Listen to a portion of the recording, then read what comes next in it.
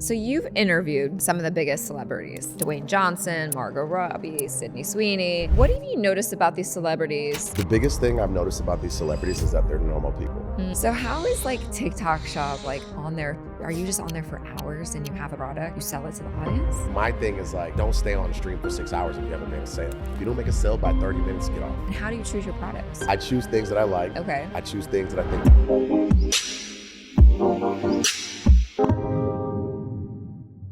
Hi, if you don't know me, my name is Celeste. I'm a certified image consultant, and I help influencers, speakers, and entrepreneurs really discover and master their own unique style so that they can command presence in any room that they walk in.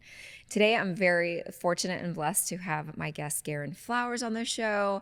He was on my last show, but this is a whole different concept, and I really want to dive in and talk to him today about what's going on with him and where his journey has really led him to now. Let me tell you a little bit about him. It's from red carpets to TikTok Shop. This Emmy-nominated host and former Bachelorette contestant knows the power of showing up, standing out, and staying relevant. In this episode, we're going to dive in today using images, presence, and authenticity to captivate millions on camera and off. And he's got some spicy advice for anyone trying to level up their own camera game and land major opportunities by showing up with confidence. This one particular is a must-watch, guys. So Garin, thank you for being on the show today. Yeah, absolutely. I'm loving the set, and I know I had to dress up. I knew you were going to be dressed up, so thanks for having me. Thank you. I know the last podcast was virtual, which was great. Yeah, it was great. But this is so much better. This is amazing. Yeah, in that in-person connection, this beautiful set, you can't beat it.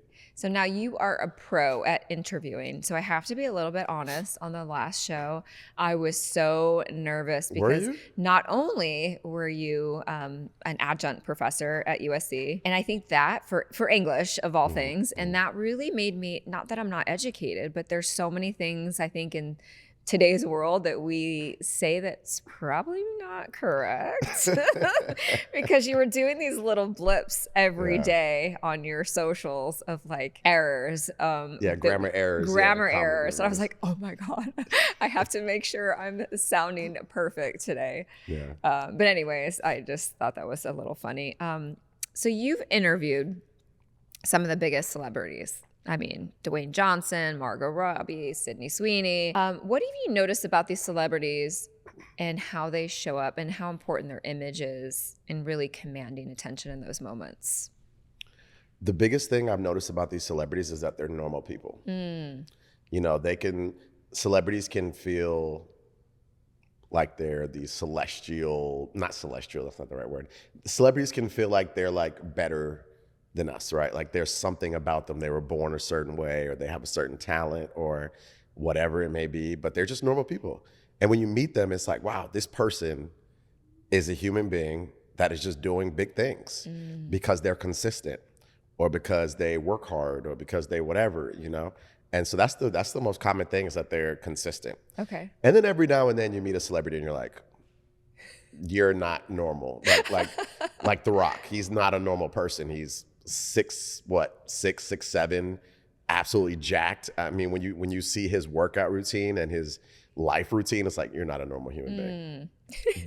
But most celebrities, you're this is a normal person that figured out a way to reach the peak of success. Because I interview A-list top actors and actresses. So, I get to interview the biggest of them: Tom Hanks, Jamie Lee Curtis, Chris Evans, Ludacris, Halle Berry. The top of the top. Yeah. And, they're just normal people. They're normal people who are talented, and they were able to harness that talent into a business. Did you ever feel nervous or insecure before an interview? Oh yeah, all the time, and I still do. Because these are people that I value and look up to, Even smaller actors, a lot of the smaller actors will be on your favorite show. They'll kind of be you're watching a show, and then they're in a movie and you're oh, I get to interview such and such. So they may not be a household name, but you're I know them because they're on my favorite show. So sometimes I'll be more nervous to meet them than I am an A-lister, So Is it because you don't know them as much? You don't have enough Be- information? because they're like the current hot thing. Okay, that Like, makes because I'm sense. currently watching them. Yeah. So it's like, oh wow, like this person, I'm like really into how well they're performing on this. Like for instance, I'm watching Severance, Yeah. and there's big names on Severance, but then there's some new people that I don't know. So if I was interviewing them for a movie, I'd be like, yo, I'm such a big fan of yours on Severance, you know? Yeah. So yeah, it's kind of like that. Do you ever get to show that like excitement to them, or do you like hold back and you're like, I'm a professional in this space? Yeah. And while I appreciate your skills, I'm just going to be like great at what I do. So like, you know, a lot of people will say, oh, I don't get starstruck, or I don't care about celebrities. And that's such a lie. Some people probably, but like everybody does. Everybody gets excited to meet someone, Yeah. you know? And so I think professionally, I definitely hold back because like I'm here to interview you and to talk to you. So professionally, I will. Yeah. But like after I'm done interviewing someone, if I really value their work, I'll let them know like, hey, look, I love you on Severance, or I love you on such and such show, or like I've been watching you my entire life. And I try not to say that because like I don't want someone to feel old. Yeah. But like some celebrities will be like, yo, I've literally been watching you since I was a kid, you know? So I like to give people their flowers, you know, no pun intended being my last name. I like to give people their flowers. And so sometimes I just get excited to meet someone, you know? Yeah. But I'll do that for anybody. You can be a no-name who posted a song and I'm like, oh, that song is freaking amazing. Like there's this guy I met at church, and we just followed each other. We had like a 10-minute conversation, followed each other. The other day, he posted a song that's kind of like 90s pop, Yeah. NSYNC, Backstreet Boys style. Yeah. And I was like, bro, that song is freaking amazing.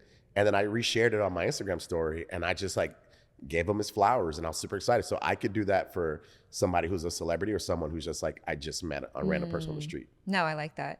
And do you think that these actors coming on to just do it, let's just talk about same space interview with you, do you feel that they need to really come across confident? Do you feel that they present themselves in a way that, or is there something that you noticed like across the board that they do to show up with confidence? Or is that too vague of a question? No, I understand what you're saying because they have reached a level of success. Right. I think everyone has a level of insecurity or self-esteem, and you know, there's some people who haven't done anything in life and they're the most confident person, you know. Yeah. And there's people who've accomplished everything and still feel insecure. So I think it runs the gamut. And so, you know, I've seen actors who, you know, are shy and still don't love doing interviews and prefer to just be more introverted. Yeah. And then there's some that exude confidence. So they're, like I said, they're just like normal people. Right. You know, there's nothing special about them confidence-wise. They just show up and work really hard and found the right connections and continued to grind, and then they got that level of success. Right. So let's talk about you in front of the camera. Yeah, okay. You seem to be very confident. Has this come with age, with years of experience? Do you think that when you first started out, you were like, oh my God, I don't know how to dress, how to present myself, how to walk a red carpet? Honestly, I don't know where it comes from. I don't like. I was super shy growing up. A lot of people think that's weird because like I'm so outgoing and so extroverted, but I'm super shy by nature, you know? And like, I remember when I was a kid, like I had to perform at the YMCA, like a Michael Jackson song, and I just sat on stage like frozen. You know how like you'll see like some celebrities, you'll see their like kid tape and they're like singing and dancing, and that wasn't me. Like I was like a kid who was like shy, reserved. And then in college, I just a light bulb switched, and I just started hosting events. I started, you know, I joined a fraternity, and I would step, and I just became a performer, a showman, you know. Yeah. And I don't know where it came from, to be honest with you. It's just something was just in me, you know. You came into your own. Yeah. You flowered. Yes, I flowered. Yes, absolutely. So I'd love to talk about your recent switch into full creator mode. How did this come about? Yeah, so I was a TV reporter. That was my beginning of my career. Okay. Moved to LA to get into TV hosting and become a game show host. That's the ultimate goal. And, you know, social media is a big part of anything entertainment. whether you want to be a dancer, a singer, an actor, actress, host, social media is a big part of that. So Yeah. I, by nature, was like, okay, I have to tap into social media. But, I still worked in a traditional media a role with Yahoo to, make money to survive in LA. And because I, still enjoyed being a journalist, that was how I made my living, was being a writer for Yahoo. And it got to a point where I was like, oh, I can actually make a living creating content. And then that will allow me to have a full vertical of entertainment, because I'm making money on social media, but I'm posting for the purpose of growing to help my entertainment career. So I decided to leave Yahoo in 2024 to focus fully on social media, allowing me to, like, my whole day consists of growing on social media and building my entertainment career, which is the ultimate goal. So Okay, so that still is the goal. That's still the goal, yeah. Yeah, and talk about this stand-up comedy that you've been doing. Yeah. Have you always been a comedian? No, I mean, I've always been like everybody says this. I was the class clown. Everyone says that, but like, not everybody, but a lot of people say that. Yeah. I was definitely the class clown for sure. Just trying to be liked and trying to, take the heat off of yourself. Taking your heat off of yourself is a big part of that, is making people laugh, regardless of who it is. And so I was always like a class clown type person. I enjoyed making people laugh. And becoming a host, a big part of that nowadays, you'll see, is that there are no hosts anymore that are just hosts. Hired for game shows, hired for competition shows, hired for reality shows. There's always a host that's coming from another world. They're an actor, they're a singer, they're a dancer, they're a chef, they're an influencer, they're a comedian. Think about it. Any show you see current day that it has a reality show or a TV show or a game show or competition show, it's like an actor, comedian, something. And so I realized that just being a host, you'll never make it big as a host unless you create your own show. Yeah. Like Sean Evans from Hot Ones. He's just a host, but he created his own show. Yeah. With Complex. So he's allowed to be, Sean Evans. Yeah, he's allowed to just be a host. He doesn't need to do other stuff. Right. And then I don't know if you heard about the Pop the Balloon series, but No. Pop the Balloon is a major show in the Black community. It's like a dating show. Okay. And there's this woman named Arlette that hosts the Pop the Balloon show. And she's just a host, and she made, her and her husband made their own show. So you can just be a host, but you pretty much have to create your own beast. Okay. Outside of that, you have to have some type of other component. And so getting into comedy was something that I had been asked to do since I moved to LA. And I was just like, absolutely not. Everything that I've done, I was like, absolutely not. Like, friends of mine were like, you should apply to be on The Bachelorette. I was like, absolutely not. Friends of mine were like, you should do stand-up comedy. I was like, absolutely not. Like, there's no way you could get me to do that. Things that I was like afraid of have been the things that have changed my life. Going on The Bachelorette. Like, a lot of people think you want to do something like that, but like, not everybody who goes on a reality show initially wanted to do it. Yeah. And stand-up comedy, I didn't want to do it because I was terrified of like being booed off stage or being, embarrassed, and not to say it still can't happen, but that was the fear. And I just faced that fear. And I love stand-up comedy because it allows me to perform as much as I want to.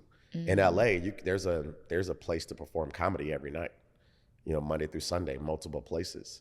And so hosting, I only do that every now and then. Stand-up comedy, I can perform anytime I want to. Yeah. And I absolutely love it. I see you on stage after stage, Yeah. or you doing an event, or however it works in the comedy world. But yeah, you're killing it. Thank you. I'm so proud of you. I appreciate that. Yeah. I was like, trying. you were in Austin. I was like, what? I You was. didn't tell me. It I was know. literally like, because I think you probably didn't know I was in Austin. I didn't know you lived there. Yeah. But it was like hours before your show. And I was like, what? Yeah. Yeah. Well, next time I go, I'll let you know. There, I'll be there this or summer at some next point. time I come here, I'll see if you're doing a show, because I'd Absolutely. love to see you. So funny enough, my speaking coach, I just started speaking on stage Oh, that's great. September last year.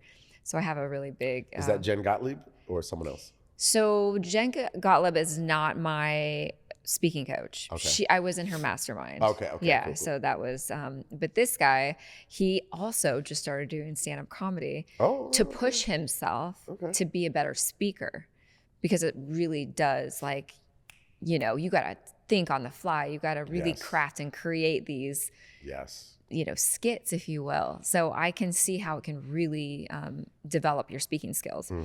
So it's really funny that it just happens that he's just doing the same thing too. Because he's like really like this white guy monotone, like, and then he has like a funny laugh. So that he just kind of, it's like interesting to watch him. But yeah, so to watch your speaking journey, I just was really curious, your stand-up journey, like what was that like and how did that really start? But it's like, you want to add that to your CV, if you will, so you can ultimately be a game show host. Correct. Yes. Yeah.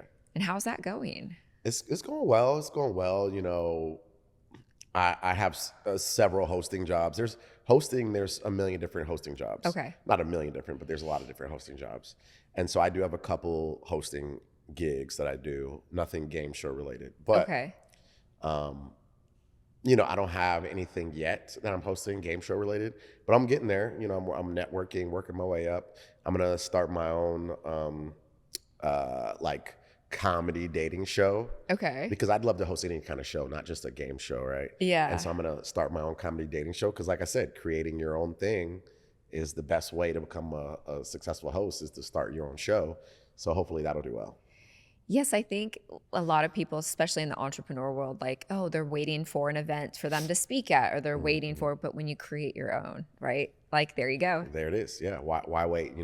When I first moved to Hollywood, I learned that you have to create your own. And it was a little frustrating at first. It was like, man, like, why can't I just get hired by, Extra or by E or by whatever to host a show? And it's like, that would be great. But in Hollywood, they really want you to create your own, and especially while you're waiting for bigger opportunities. And if you create your own, then you have your own baby. Right. Would you want to do that as a game show? Yeah, I would love to create my own game show. Okay. Yeah. You have the space to do it. I really feel like it's going to happen for you. Do you want to do reality or like ABC, NBC, like I would do all of it. Prime time? I would do all of it. I would host a dating show. I would host a competition show. Game show is just a way to kind of encompass all that. Yeah. Game show can include dating, competition. I would host any of that. I mean, look at like Mr. Beast, right? Right. Squid Games. Like, there's all these like different. His style is game show style. Yeah. He created his own game show channel, and he's the biggest YouTuber ever. He created it. Yeah. He created his own way. You can do it. I have faith in you. I appreciate like that. This is like we've been talking about this for a minute, and I just love that you're still doing the things. Yeah. Right? Because stuff doesn't just happen overnight. I mean, yes, it can. I'm not saying it doesn't. Like the universe, it's here. It's here for Garin. He has a show. Like it's already in play. But I think it's really great that you're still like, this is my dream. This is what I want to do, and you just keep doing the things to get you there. Thank you. I appreciate that. Yeah. So what else are you gonna do? Just trying. Listen, you just got to go for it.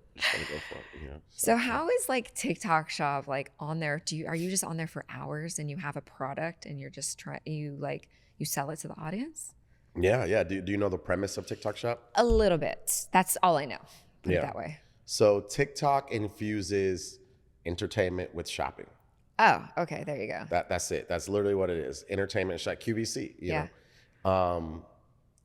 Amazon, you go there to shop. Temu or Temu, however you say it. I thought it was always Temu, but I heard someone say Temu the other day. So you're like whatever. I need to figure out how to say. I'm the grammar guy. I know. I need to figure out how to say this. Is it Temu? Is it Temu? So that word, Amazon, Wish, Shein, the mall. Those are places you go to buy. You're in that mindset of I'm going here with the purpose of shopping. TikTok, Instagram, X. Pinterest, or not Pinterest, because Pinterest people do shop, but you don't go to those platforms with the expectation to shop. TikTok said, screw that. We're gonna create an e-commerce leg to our platform. We're gonna call it TikTok Shop, and we're going to have creators infuse videos with shopping.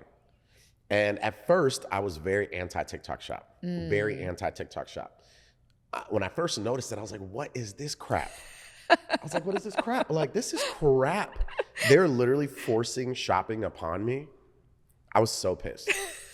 I was so pissed. I was pissed to the point where I was like, I'm not gonna use TikTok anymore. So then I stopped using TikTok. And then that's when I decided to leave Yahoo, and I started doing what's called user-generated content, which is like helping businesses market themselves through like organic ads. And UGC and TikTok Shop are very similar. And so once I started doing UGC, that kind of like opened me up to the possibility of TikTok Shop, kind of like opened up that world, you know, but I also was like fearful. I was like, man, my community of people on TikTok don't know me as like a TikTok shopper, you know? And I think that stopped a lot of TikTok people from doing TikTok Shop is like their community's not used to that. And so UGC opened me up to the possibility of it. And then I saw the work that went in with UGC, hours of creating pitches and finding brands and pitching them and then getting paid $150 to do 4, 5, 6 hours of work. Oof. And then TikTok Shop, 10 minutes of work and people are making 50K. Yeah, yeah. Now, obviously that's a misnomer, but that's like a smaller subset. But like, I was like, this doesn't make sense. So I started doing TikTok Shop, and I was like, oh, this feels so cringe. And I remember this one guy was like, I was at VidCon. I don't know if you know what VidCon Yeah, I is. know what that is. I was at VidCon, and this guy was like, TikTok Shop is the way to go. And I remember it went through one ear and out the other because I was like, it's already going. But I didn't know it was only 7 months, 8 months old at that time. I thought it had been going on for a couple of years just because I didn't know. Right, same. It just popped up out of nowhere. Yeah. And it was only 6, 7 months old by the time this guy at VidCon was telling me this. So then I started discovering, and I was like, this thing isn't even a year old. So I dove right in, and I lost not a bunch of followers, but maybe like close to a 1K, maybe less. But it didn't matter. It didn't matter because now I've gained like 4K from new people who do want to see this new Garin. And they want to buy from you. Right. So it's been great. I love it. And I stopped doing UGC and now I just do TikTok Shop full time. Yeah, that makes 0 sense with the amount of money and the amount of time. And you probably spent as much time doing TikTok Shop and getting paid quadruple or whatever. So much more. Yeah. And there's people who like doing UGC and that's completely fine. I just think it's a waste of time. I think it's a waste of time. Yeah. But TikTok Shop, there's 2 formats. You can make videos or you can live stream. Okay. Yeah. And what do you prefer? Oh, live streaming. Yeah. And I take that back.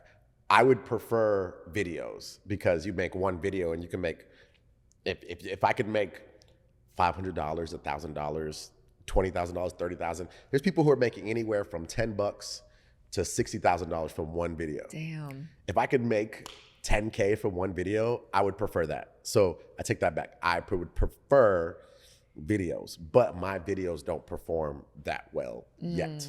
My live streaming has, and there's a lot of people like me. There's a lot of people who perform well with videos and they can't live stream. Yes. Yeah. And there's a lot of live streamers who can't perform well with video. And so I'm the person who and there's some people that can't do both well. So you shouldn't be on TikTok Shop then. I mean, I don't know. I mean, you just got to keep going till one manifests itself. So you pop off. Yeah. And I kept going till live streams popped off, and it happened one time. And once I popped off one time, I've just been popping off ever since. All right, tell me about that pop off.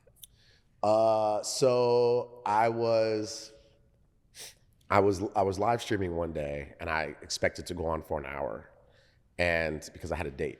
So I was like, I'm gonna go on for an hour, maybe 2. Yeah. And it was just like the sales were going and people were hyping me up. And I was about to make $1,000 on this live stream. And when I mean $1,000 for the brand. Got it. And then I would have gotten a commission. Okay, got it. And I was like, oh my God, I'm about to pop $1,000, but I'm like about to be late for this date. So now I've been on for like 2.5 hours. I was supposed to be on for an hour. And everyone's like, you can't get off. You're about to hit $1,000. Yeah. You know? And I just texted her on my computer. I was like, hey, I'm running late. I'm so sorry. And I stayed on and I breached $1,000. And now breaching $1,000 is like nothing. yeah, like nothing. And this was in December. This was 3 months ago. Congratulations. Yeah, thank you. 3-4 months ago. So now since then I've gotten $4,000 in a live stream. Yeah. Multiple times I've done that. I hear the longer you're on, the more like it's better. Like people find you. I don't know how do I say this, because I've just learned about it. Team Checked was one of the people that came to South by Southwest to really talk about it. Me, I was like over my head, completely not understanding anything. But I did understand that the longer you stay on, like it's good. Like a 6-hour segment is way better than getting on for an hour. Yeah. I think some people waste their time because some products are never going to take off for someone. Okay. Like it's just that product is either never going to take off for you, or you're going to spend so much time trying to get it to take off. Okay. Is it worth the time?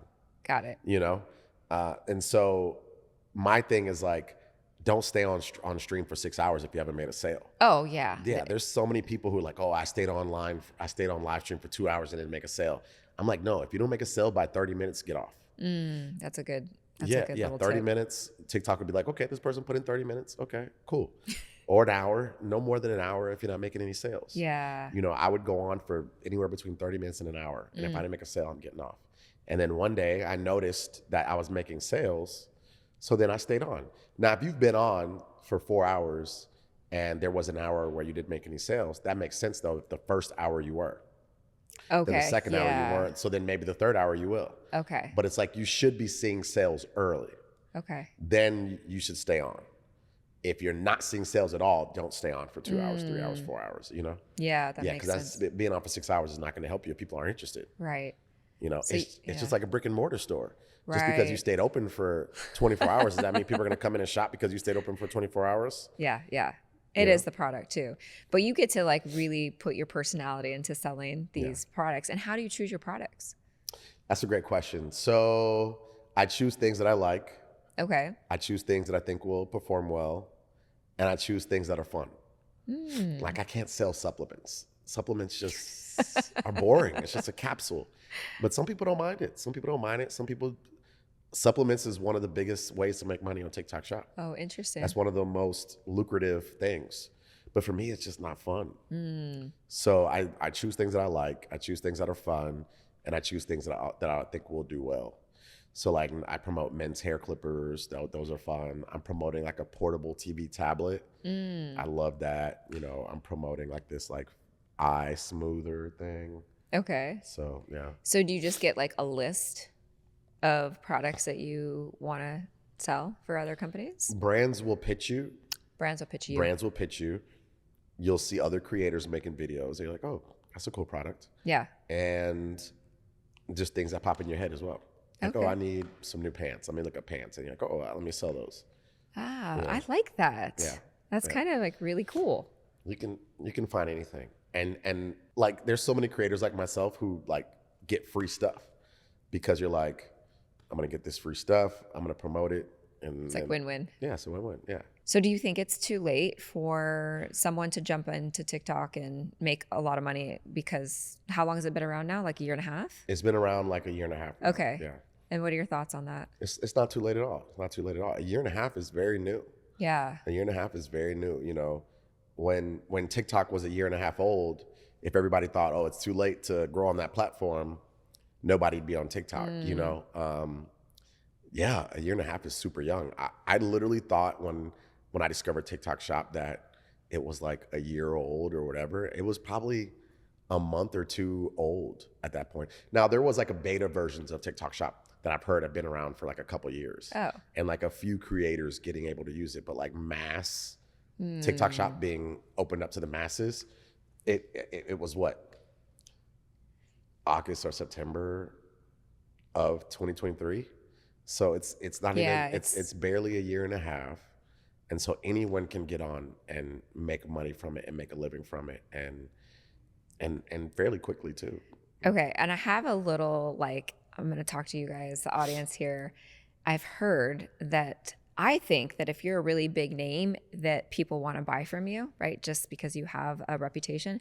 But actually, what they're finding out is that the audience wants people that don't have a name necessarily, that they actually build trust more with you. And so they purchase from, let's say you have somewhat of a name, but like versus like J-Lo, right? Well, I just randomly picked her name, guys. Like, it has nothing to do with anybody, but as a top name, they'd rather purchase from you because they trust you versus a big name. Yeah, I mean, when you think about it, most of the people we buy from are no-name people. When you go into a store, do you go into stores of people you know that own the store? No. When you go to Amazon, do you know the seller? You just want to see the ratings. You want to see the ratings of the product. What's the quality of the product? And so it doesn't matter if you have 1 million followers or 5,000 followers. Yeah. And honestly, the person with 1 million followers, is it because you were paid to do this? Were you sponsored to do this? Right. Whereas the smaller person, we know you weren't paid or sponsored, most likely because, you don't have the numbers. Yeah, yeah. And so TikTok Shop is the great equalizer.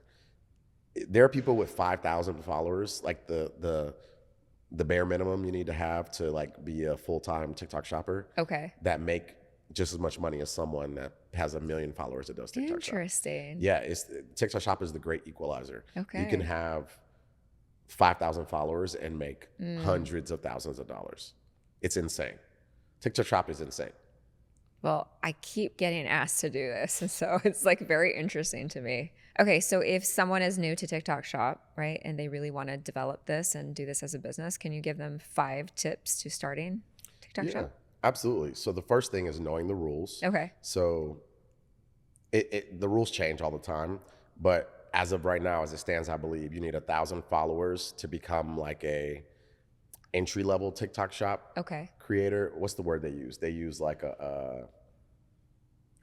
you're like a trial TikTok shopper. They let you do like 3 or 5 videos a week or something like that. Okay. They limit you. Yeah. If you have 1,000 followers, you'll get an invite, but they limit to how many videos you can make a week. Okay. If you have 1,000 followers. If you have, it's like the trial TikTok shop, something like that. If you have 5,000 followers, then you can get an invitation to be a full-time TikTok Shop affiliate. Okay. So that's the first thing, is you need to learn the rules of what you need to do. The second thing is finding what will help you get those followers. What is your niche? What is your thing that will help you get those followers? And there are ways to build followers pretty quickly on TikTok. Building a following on TikTok is a lot faster than building followers on Instagram or subscribers on YouTube. Okay. And now on those platforms, you can get followers quickly too, but it's not as likely, Fast. as easy as TikTok. Exactly. That's number 2, is finding your niche, whatever is going to help you get those followers fairly quickly. Because you don't want to go 6 months, a year trying to get in a TikTok Shop. Something you could get into fairly quickly.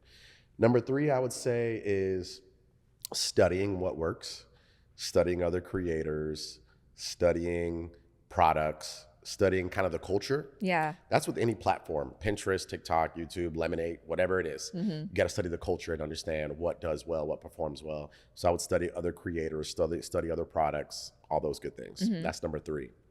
Number 4, I would say join a community. A community is basically a platform that allows you to learn TikTok Shop tips. Okay. So like I'm in one called Brands Meet Creators. Okay. And it's a community of other people who are beginners, intermediate, very successful. Yeah. There's people in Brands Meet Creators who make tens of thousands of dollars per Okay. video. Jeez. With videos, and there's people who haven't made a dime, so it's like everywhere in between. Okay. And you have coaches that have meetings. I had 2 meetings yesterday and I have one today, that teach you and help you. And then you have a community of people that will respond to your videos, will come into your live streams, will share Nice. yeah, exactly. It's like having coworkers. Yeah. Almost, yeah. So join a community. That's number 4. And you don't have to wait until you're in TikTok Shop. Joining that community can help you get into TikTok Shop. Ooh, it's a good one. And they're all fairly reasonable. Like there's one called Social Army that's fairly reasonable. Brands Meet Creators is fairly reasonable in price. So. Okay. 5th, I would say find products around your house that are already on TikTok Shop. Ooh. So you don't have to like spend money to get products or whatever. Because you should buy products. Like I buy products sometimes. Like I bought that TV I told you that I promote. Yeah. That was like $700. Okay. And now I'm promoting it. So see what already is around your house, so you don't have to like go out and get all these samples or other products. Those are great tips. Yeah. Well, thank you. Yeah, absolutely. And where can people follow you if they want to purchase things from you Yeah. or just like see what's going on with Garin? Yeah, pretty much all my handles for the most part are at Garin Flowers, Garin Flowers. And then also I just recently started a new YouTube channel called The Frugal Flirt. Ooh. So yeah, just The Frugal Flirt, type that in and it should pop up. Okay. And I basically teach people how to date on a budget. Yes. Yeah. Okay. I want to check that out. Yeah, it's awesome. I love it. So yeah. I love your dating tips too. Thank So, you. I appreciate you've it. got a lot of really cool information to share. So, yeah, go check them out, guys. But thanks again for coming on the show today. This was super fun. Thanks for having me. You're welcome.